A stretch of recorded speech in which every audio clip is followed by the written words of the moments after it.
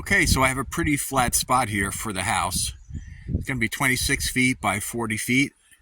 It's going to be on a crawl space, so it doesn't have to be extremely level or flat as far as underneath, but it's within an inch or two.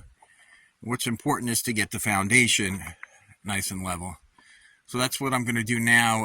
I have some stakes marking it, but I'm going to have to lay it out again, and then I'll dig it, and then they're going to come and fill it. So this is important because I want it nice and straight, and I also want to keep it as narrow as possible so it doesn't cost me more in concrete. As it is now, I estimate probably 22 yards, and that's over $5,000 delivered. So if I can keep the footing, thin, which it only has to be 12 inches per code, but I was going for 16, but I have a feeling it'll end up being more like 18 inches because I have a 12-inch bucket. But we'll take a look at it and see. Here we are. The excavation for the footing was approved by the inspector. And we're having the concrete here. I'm going to have to drive down there and pick it up and then drive across these boards because it's a little too slick for him to get up here. So this should be interesting. We'll see how it goes.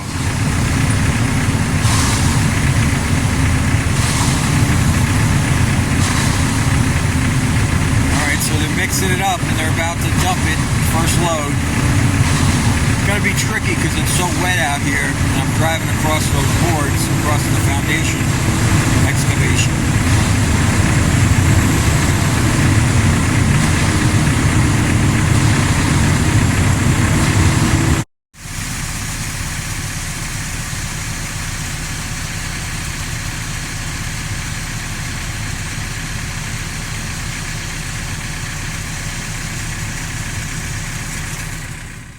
Okay, so the last truck just left.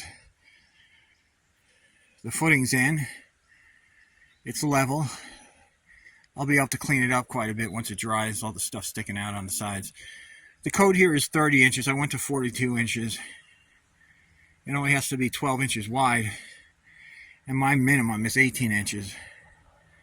It took about 26 yards of concrete.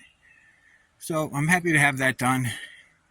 Next will be clean it up, lay out for the block wall, probably 4 courses, maybe 5. We'll have to see. Thank you so much for watching, and please like and subscribe.